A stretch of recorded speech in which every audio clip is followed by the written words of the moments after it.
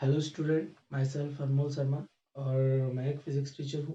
तो मैं आज आप लोगों को साइंस की फिज़िक्स सेक्शन का पहला चैप्टर इलेक्ट्रिसिटी पढ़ाने जा रहा हूँ, जो कि एक इम्पॉर्टेंट चैप्टर होगा आपके लिए, क्योंकि बोर्ड में इस चैप्टर से कई सारे क्वेश्चंस बनते हैं। तो स्टार्ट करते हैं अपना चैप्टर इलेक्ट्रिसिटी।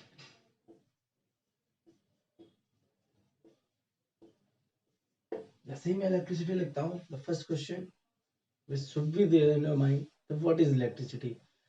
तो आप समझिए इस चीज को कि electricity is a form of energy. Electricity is a form of energy. एक एनर्जी की फॉर्म होती है जो यूज होती है, और टुडेज बहुत ज्यादा आजकल तो इलेक्ट्रिसिटी इतनी ज्यादा यूज हो रही है कि हम इतने डिपेंडेंट हो चुके हैं इलेक्ट्रिसिटी पर कि इसके बिना हम एक दिन नहीं रह सकते, एक दिन एक घंटे नहीं रह सकते। इतनी प्रॉब्लम है अभी इलेक्ट्रिसिटी का। हमारे घर में इन्वर्टर्स लगे हुए हैं इलेक्ट्रिसिटी के लिए। ठीक है, तो electricity is what? Electricity is a form of energy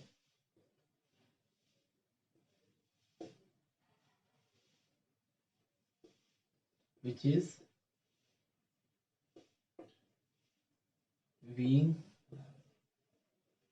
used in many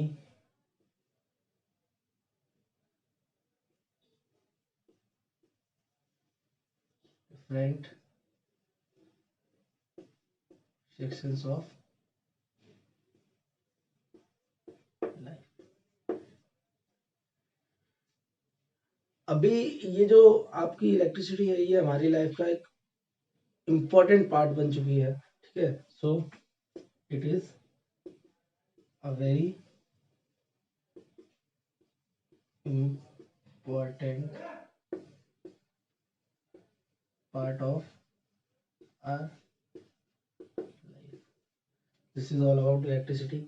हमारे घर में, फैक्ट्रीज में, ठीक है, ऑफिसेज में बहुत सारी ऐसी डिवाइसेस बन चुकी हैं जो सिर्फ इलेक्ट्रिसिटी चलती है, जैसे कि bulb, fan, cooler, fridge, washing machines. ये सारी चीजें इलेक्ट्रिसिटी की वजह से ही वर्क करती हैं, और ये आप समझ सकते हैं हमारे लिए कितनी ज्यादा इंपॉर्टेंट है। चलिए नेक्स्ट पॉइंट पे आते हैं हमारा electricity.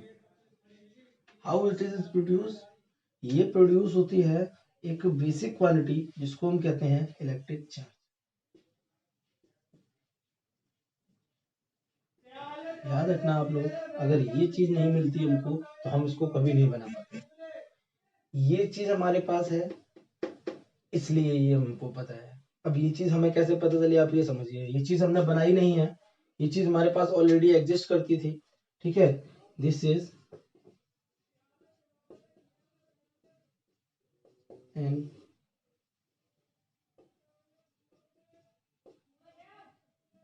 Intrinsic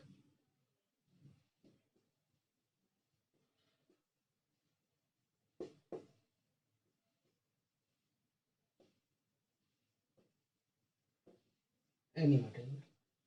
intrinsic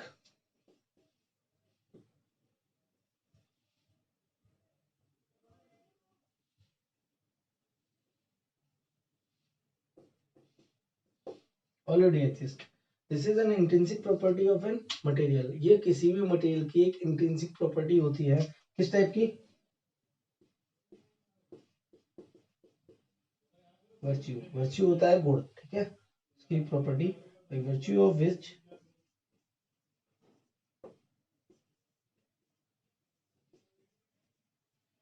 it start attracting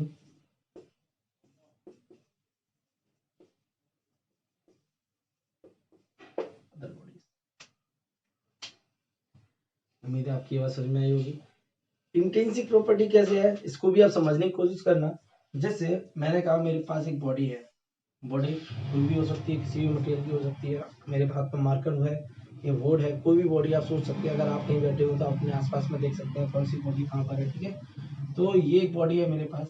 मैंने कहा इसके अंदर भी चार्ज होगा। अब आपको पता है चार्ज, मैंने अगर बोला चार्ज तो मैंने आपको क्या सिखाया, अगर चार्ज होगा दैट मीन्स ये क्या करेगा, अट्रैक्ट करेगा।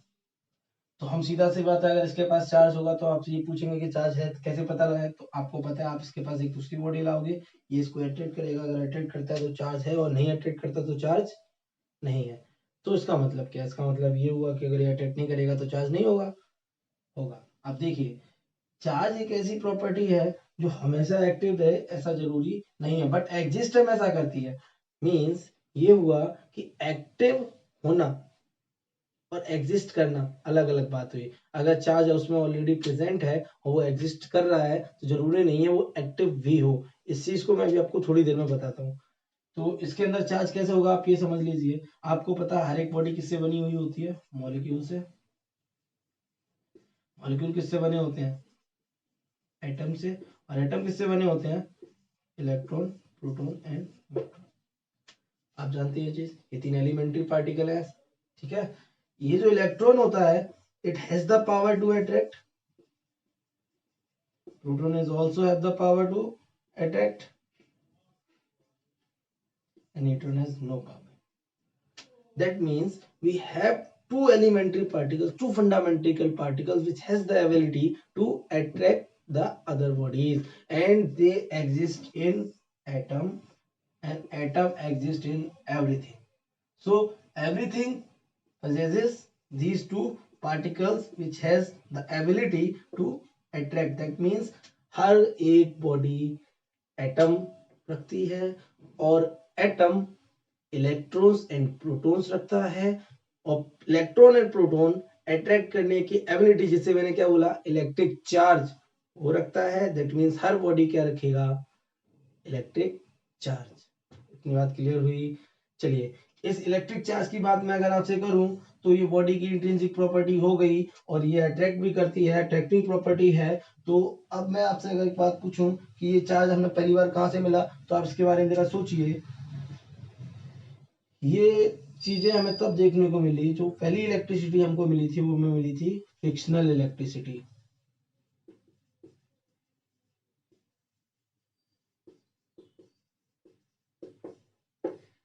Most common electricity frictional electricity means charge को क्रिएट करना बाय रिबिंग। आप सभी जानते हैं ये चीज, आप सब ये चीज जानते हैं भाई, रबिंग। जैसे मेरे हाथ में ये मार्कर है, ये मार्कर मेरा बहुत बढ़िया साथी है, ठीक है। तो ये मार्कर है, अगर मैं इस मार्कर से किसी को अट्रैक्ट कराने की कोशिश करूं तो ये अभी अट्रैक्ट नहीं करेगा, बट मैं इसको अगर अपनी इस तरीके से रब करूं, उसके बाद अगर छोटे छोटे पार्टिकल्स को अट्रैक्ट कराने की कोशिश करूंगा तो ये उन पार्टिकल्स को क्या कर लेगा? अट्रैक्ट कर लेगा। दैट मीन्स इसके पास क्या आएगी? Ability to attract. That means it will possess some charge after rubbing with my cap। Clear? तो अगर मैं इसको रब करूंगा तो ये क्या ले लेगा? हल्का सा चार्ज ले आ। अब ये इसके पास चार्ज आ जाएगा। अब ये चार्ज आया कहां से? पहले तो नहीं था, क्योंकि पहले तो अट्रैक्ट कर नहीं रहा था। आफ्टर रबिंग क्यों, अब क्यों अट्रैक्ट कर रहा है, ये क्वेश्चन बनता है। तो ये इसलिए रब कर रहा है, मैं आपको इसके लिए बता दूं। ये जब पहली बार देखा गया तो इसमें मैं सबसे पहले मैं आपको बताऊं, एक्सपेरिमेंट हुआ। उस एक्सपेरिमेंट में मैं इसको हटा देता हूँ, उसके बाद मैं आपको बताता हूँ। जो एक्सपेरिमेंट हुआ उसमें ली गई ग्लास रॉड,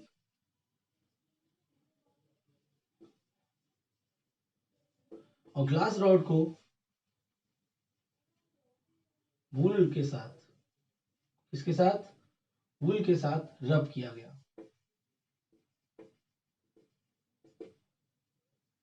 ग्लास रॉड को वूल के साथ रब किया गया। After that the glass rod becomes charged. Okay, it starts attracting.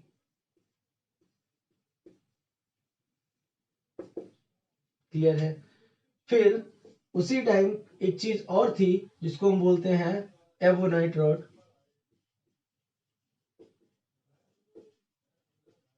एवोनाइट plastic बोल सकते हैं आप। ये रब की गई फर के साथ,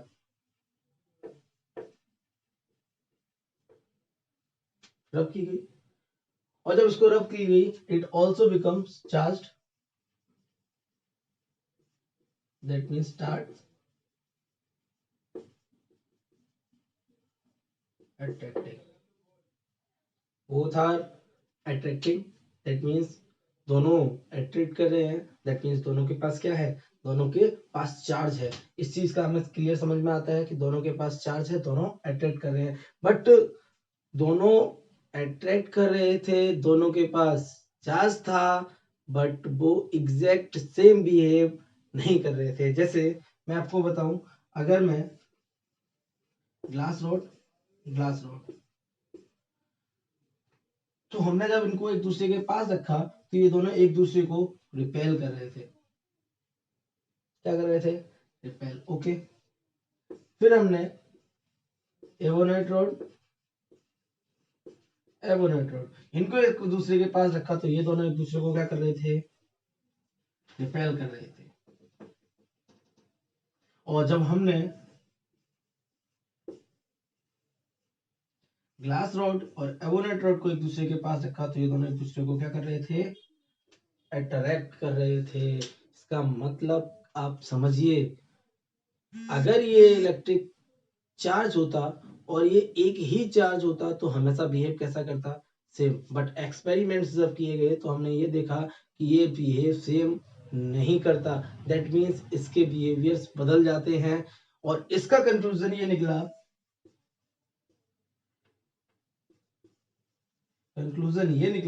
कि ये चार्ज एक नहीं है, देयर आर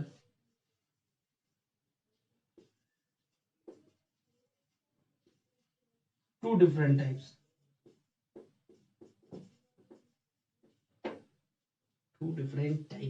देखिए, हिस्ट्री बहुत कुछ है। हिस्ट्री अभी 10th क्लास में आपके लिए इतनी खुलनी नहीं चाहिए, फिर भी मैं आपको बता दे रहा हूँ ताकि आपके माइंड में क्वेश्चंस ना जनरेट हो। ठीक है, तो मैं बोल रहा हूँ इसमें कि दो डिफरेंट टाइप्स के चार्जेस हैं। एक चार्ज जो ग्लास रॉड पर है, एक चार्ज जो एबोनेट रॉड पर है। बट ग्लास रॉड पे चार्ज सेम है, ठीक है, एबोनेट रॉड पे चार्ज सेम है, बट इन दोनों पर चार्ज कैसा है? अलग अलग। यानी जो चार्ज ग्लास रॉड, एक टाइप का चार्ज हो गया जो ग्लास रॉड ने प्रोजेस किया, और एक टाइप का चार्ज हो गया जो एबोनेट रॉड ने प्रोजेस किया। अब ये उस साइंटिस्ट जिसका नाम फ्रैंकलिन है,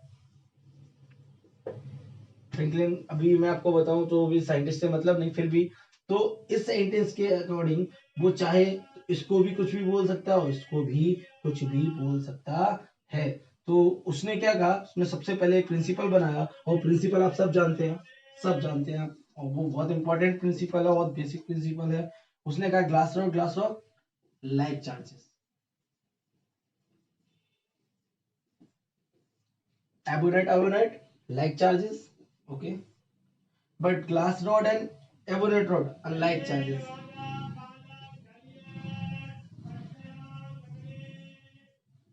That means like charges repels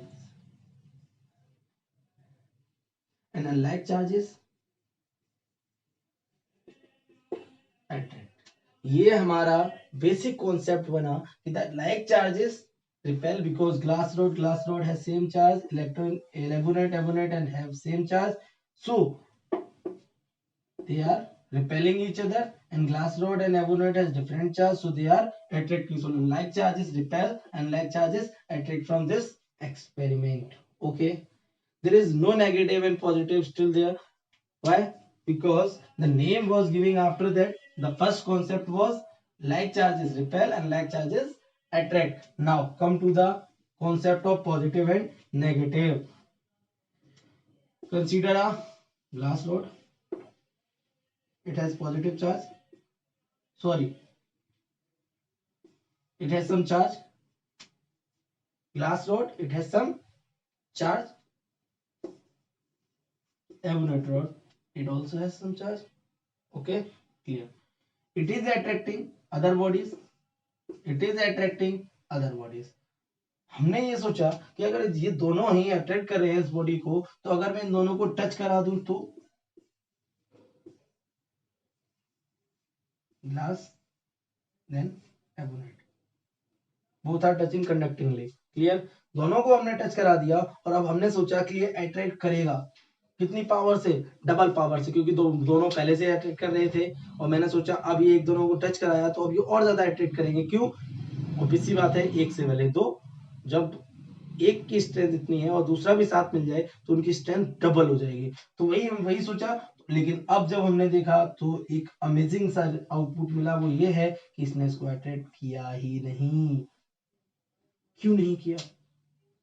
ये क्या हुआ? ये तो बहुत अजीब हो गया। रीजन रीजन ये, हमने दो चीजों को ऐड किया, यानी दो चीजों को एक साथ रखा, और एक साथ रखने के बाद हमने जो सोचा वो हुआ ही नहीं। मींस हम सोच रहे थे कि इसकी स्ट्रेंथ डबल होगी, डबल पावर से क्या करेगा, उसको अट्रैक्ट करेगा, बट इसने तो अट्रैक्ट ही नहीं किया। तो रीजन रीजन कुछ रहा होगा, वो बात की बात है, बट हमें ये जानना है कि ये कॉन्सेप्ट से इसका कॉन्सेप्ट ये निकला कि दो चीजों को जोड़ने पर इसकी जो प्रॉपर्टी थी, जिसे हम चार्ज बोल रहे हैं, वो जीरो हो चुकी है, बिल्कुल भी नहीं रही। पहले थी, इसमें भी थी, बट जब ऐड हुए तो कुछ भी नहीं रही। इसका मतलब क्या?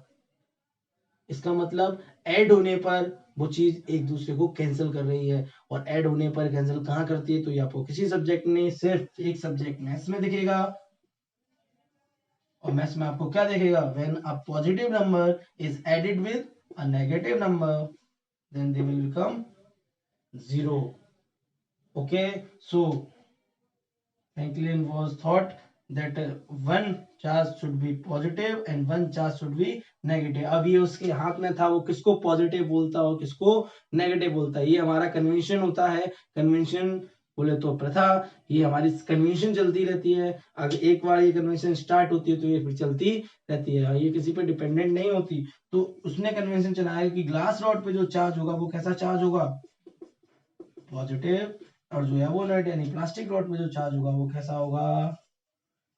नेगेटिव। यहाँ से हमारे कॉन्सेप्ट बनते हैं पॉजिटिव और नेगेटिव के। रीजन एक्सपेरिमेंट ये दिखाता है कि चार्ज आपका एक टाइप का नहीं, चार्ज आपके दो टाइप के बनते हैं, और दो टाइप के चार्ज को पॉजिटिव नेम और नेगेटिव नेम क्यों दिया, ये भी आपके सामने अब क्लियर है।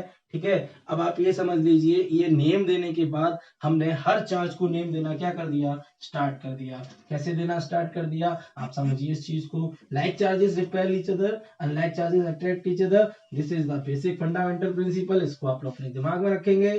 ठीक है, अब आप समझिए, जैसे मैंने कहा कि सुरेश, कोई सुरेश है, ठीक है, और सुरेश बैठा बैठा बैठा बैठा कुछ कर रहा था, उसको कुछ ऐसा दिख गया कि उसने देखा कि मेरे पास ये चीज और ये चीज किसी चीज को अट्रैक्ट कर रही है। दैट मीन्स उसको पता चला कि अट्रैक्ट कर रही है, और ये तो सबको पता है अगर अट्रैक्ट कर रही है तो उसने के पास क्या है? चार्ज है। ठीक है, अगर वो अट्रैक्ट कर रही है तो उसके पास चार्ज है।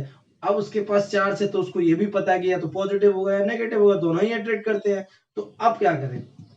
पॉजिटिव चार्ज है या नेगेटिव चार्ज? तो उसने फोन किया मुझे। ठीक है, मुझे पता है, या आपको, अब तो आपको भी पता है कि ग्लास रोड के पास पॉजिटिव चार्ज होता है और एबोनेट रोड के पास नेगेटिव चार्ज होता है। तो उसने मुझे फोन किया, मैं दौड़ते दौड़ते गया, क्या क्या लेके जाऊंगा? एक ग्लास रोड और एक एबोनेट रोड। उसने बोला कि ये मेरे पास बॉडी है, ये अट्रैक्ट कर रही है, इसके पास चार्ज कैसा है, पॉजिटिव या नेगेटिव?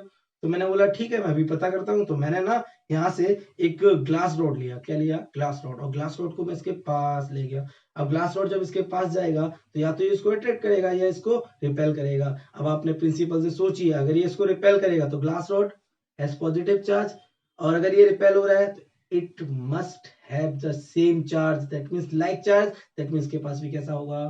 पॉजिटिव। और अगर ये इसको अट्रैक्ट कर रहा है तो इसके पास अपोजिट चार्ज होगा, यानी इसके पास कैसा चार्ज होगा? Negative charge. सो हमें पता लगने लगा कि चार्जेस कैसे होते हैं, positive charge and negative charge, उनको पता लगाने लगे हम अपने कन्वेंशन से। याद रखना, अगर फ्रैंकलिन एवोनेट को नेगेटिव ना बोलकर पॉजिटिव बोलता और ग्लास रॉड को पॉजिटिव ना बोल के नेगेटिव बोलता, तो आज हमारा सारा कन्वेंशन उल्टा होता। हम जिसको पॉजिटिव बोल रहे होते वो नेगेटिव होता, और जिसको नेगेटिव बोल रहे होते वो पॉजिटिव होता।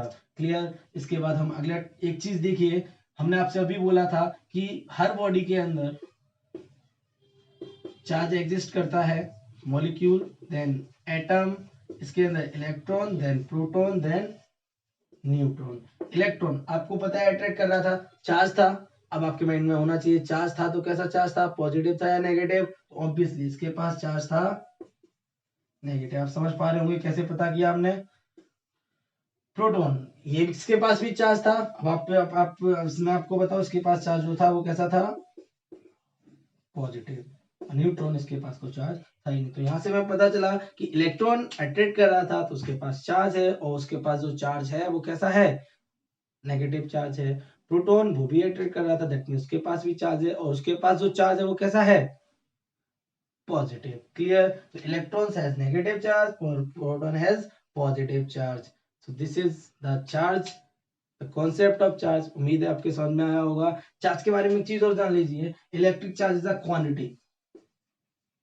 9th क्लास में आपको मैंने पढ़ाया है या आपने पढ़ा होगा, electric charge is a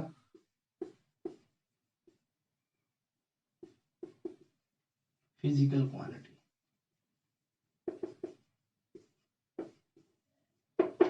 physical quantity, ये इलेक्ट्रिक चार्ज होता है एक physical quantity, that mean it can be measured,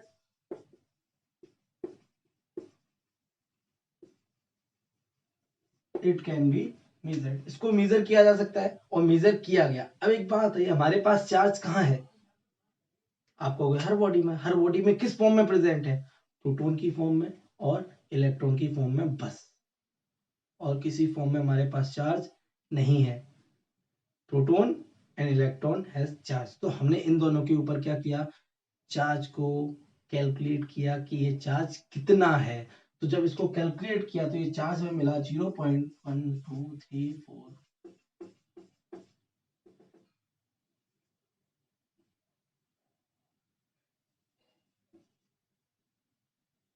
that much charge. कितने जीरो है, 18। 18 जीरोस के बाद 1602, दैट मीन्स अगर मैं इसको पावर्स में कन्वर्ट करूं तो 1.602 into 10 to the power minus 19। This is the amount of charge and the unit of charge is coulomb. This is the unit of charge. आपको पता है किसी चीज को मेजर कर रहे हो तो आपको उसको यूनिट देनी ही पड़ेगी, उसके लिए इसको यूनिट क्या दी गई, coulomb. Clear? The unit of electric charge is coulomb and the amount of charge which is found on electron and proton is 1.602 into 10 to the power minus 19। आप ये चीज जान लीजिए, ये वो चार्ज है जो इलेक्ट्रॉन पर है और प्रोटॉन पर है, और आपको पता है और चार्ज किसी पर है ही नहीं। That means this is the basic fundamental charge जो किसने दिया, गॉड ने दिया या नेचर ने दिया, किसको दिया, हमें दिया।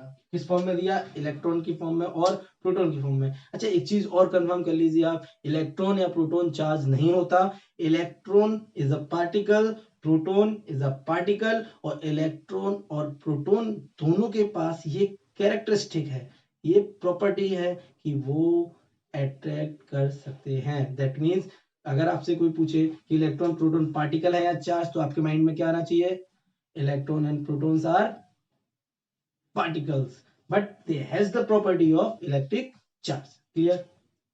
चलिए, तो this is the fundamental charge, और इसको हम डिनोट करते हैं स्मॉल ई से। किससे, स्मॉल ई। हाँ सिंबल दे दिया, रीजन आपको दिख रहा है, ये नंबर कितना टिपिकल है, 1.602 into 10 to the power minus 19 coulomb. Sometimes we write it only 1.6, जरूरी नहीं है हम 02, 1.6 into 10 power minus 19 कूलम। इसको हम किससे डिनोट करते हैं, ई से। रीजन, मैंने कहा इलेक्ट्रॉन पे चार्ज कितना, तो आप इतना लंबा लिखोगे, जरूरी नहीं, इलेक्ट्रॉन चार्ज कितना, ई। क्लियर? अब आपको पता है इलेक्ट्रॉन पे चार्ज होता है नेगेटिव और प्रोटॉन पे चार्ज होता है पॉजिटिव। अब इलेक्ट्रॉन पे चार्ज कैसा होता है, नेगेटिव ई। इलेक्ट्रॉन का चार्ज नेगेटिव ई, बोले तो minus 1.6 into 10 to the power minus 19 coulomb. This is charge on one electron. Proton पर चार्ज कितना होगा, कितना होगा मैं नहीं पता, but there is a concept. See, atom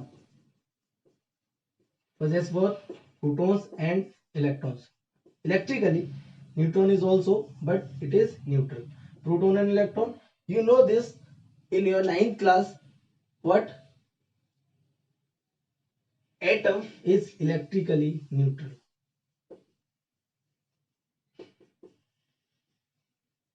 आपने पढ़ा है एटम कैसा होता है, इलेक्ट्रिकली न्यूट्रल। कब पढ़ा आपने, 9th क्लास में आपने इसको पढ़ा है केमिस्ट्री में कि एटम कैसा है, इलेक्ट्रिक न्यूट्रल। अगर उससे कोई इलेक्ट्रॉन बाहर नहीं जाता है, बाहर से कोई इलेक्ट्रॉन अंदर नहीं आता, तो इलेक्ट्रिकली न्यूट्रल है।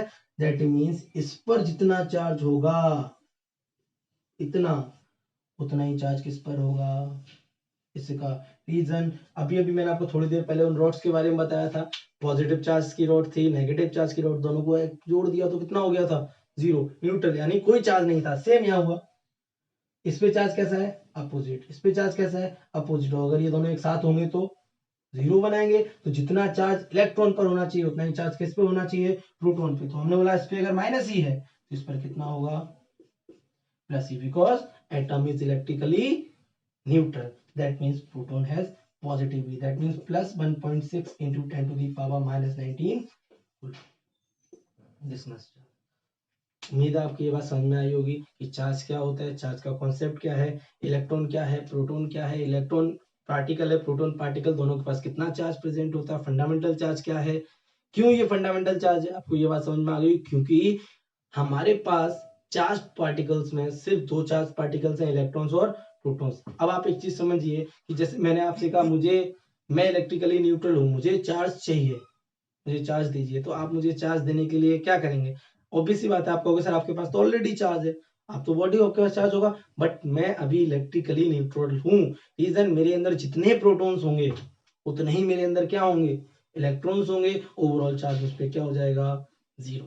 Clear, because positive cancels the negative. तो मेरे पास ओवरऑल चार्ज हो जाएगा जीरो। तो इसी तरीके से मैं अगर कहूं कि मेरे पास अभी कोई चार्ज नहीं, मुझे चार्ज चाहिए, तो आप क्या करेंगे, ऑब्वियस सी बात है, कोई चार्ज बॉडी लेके आएंगे, वो मुझे दे देंगे कि लीजिए सर ये आपकी ये चार्ज रख लीजिए। और आप अगर चार्ज बॉडी लेने जाओगे तो आपको चार्ज बॉडी की फॉर्म में मिलेगा या तो इलेक्ट्रॉन या प्रोटॉन, बस। अगर आपको इलेक्ट्रॉन मिलता है या अगर आपको प्रोटॉन मिलता है और वो आप हमें देते हो तो मेरे अंदर वो एक्सेस हो जाएगा। जैसे आपने इलेक्ट्रॉन दिया तो उसको कैंसिल करने के लिए कोई प्रोटॉन मेरे पास है ही नहीं, मेरे पास कोई पॉजिटिव चार्ज है नहीं, तो मैं नेगेटिवली चार्ज हो जाऊंगा। और अगर आप मेरे पास प्रोटॉन लेके आए तो मेरे पास को कैंसिल करने के लिए कोई नेगेटिव चार्ज है नहीं, इलेक्ट्रॉन प्रेजेंट नहीं होगा, तो मैं कैसा चार्ज हो जाऊंगा, पॉजिटिवली चार्ज हो जाऊंगा। इतनी बात आपके समझ में आनी चाहिए, ठीक है। अगर मैं आपसे कहूं कि आप प्रोटॉन ला सकते हो मुझे चार्ज करने के लिए, तो ये थोड़ा सा मुश्किल होगा, क्योंकि आपको पता है प्रोटॉन कहाँ रहता है, न्यूक्लियस में। और न्यूक्लियस में होते हैं न्यूक्लियर फोर्सेस, जो सबसे ज्यादा स्ट्रॉन्गेस्ट फोर्सेस हैं। तो आप प्रोटॉन से मुझे चार्ज नहीं कर सकते। तो याद रखना, आप किसी को चार्ज कर सकते हो या किसी के भी चार्ज होने का जो रीजन हो सकता है वो सिर्फ क्या हो सकता है, इलेक्ट्रॉन। क्या हो सकता है, इलेक्ट्रॉन, ठीक है। क्योंकि आपको पता है प्रोटॉन सिर्फ हाइड्रोजन एटम से फाइंड कर सकते हो, वो बात की बात है। तो प्रोटॉन और इलेक्ट्रॉन्स में से आप इलेक्ट्रॉन्स को इधर उधर कर सकते हो और इलेक्ट्रॉन से चार्ज कर सकते हो। इलेक्ट्रॉन के पास कितना चार्ज होता है, 1.6 इंटू 10 टू माइनस 19। सो आप यहाँ से कॉन्सेप्ट सीख लीजिए, अगर आप मुझे चार्ज देंगे तो मेरे पास जो चार्ज आएगा वो क्या आएगा, 1.6 into 10 to power minus 19 coulomb. That means e. अगर मैं आपसे कहूँ कि मुझे और चार्ज चाहिए तो आप क्या करोगे, एक और इलेक्ट्रॉन लोगे, वो भी मुझे दे दोगे, तो मेरे पास चार्ज कितना हो गया, तो 1.6 का डबल, क्योंकि एक तो ऑलरेडी है और आपने एक और दे दिया मुझे, दैट मीन्स डबल हो गया, यानी 2e। मैंने कहा और चार्ज चाहिए, तो मैंने कहा आपने मुझे और दे दिया, दैट मीन्स 3e। और चार्ज चाहिए 4e, और चार्ज चाहिए 5e। क्या आप मुझे आधा इलेक्ट्रॉन दे सकते हो, नो, आप मुझे आधा इलेक्ट्रॉन नहीं दे सकते। आप मुझे दोगे तो या तो पूरा इलेक्ट्रॉन दोगे, नहीं अदरवाइज नहीं दोगे, ठीक है। दैट मीन्स मुझे जो चार्ज मिलेगा वो या तो मिलेगा, मेरे पास जो चार्ज होगा वो या तो होगा E, या होगा 2e, या होगा 3, या होगा 4e, या होगा 5e। ऐसी चार्ज होगा मेरे पास, ठीक है। यानी double of 1.6 10 minus 19, triple of 4 times of 5 times of, ठीक है, इस टाइप का। ठीक, तो आप एक चीज समझ लीजिए, this means that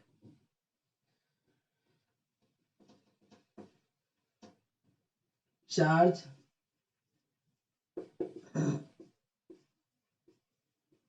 is quantized. Charge is quantized. That means the quantity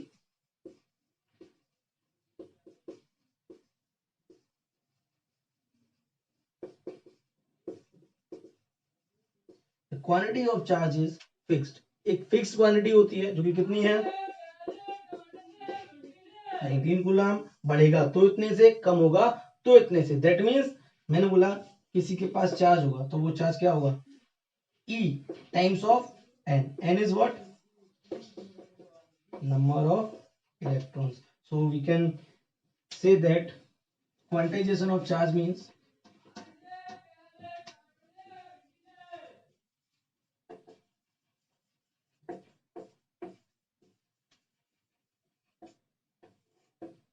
charge of a body will be an integral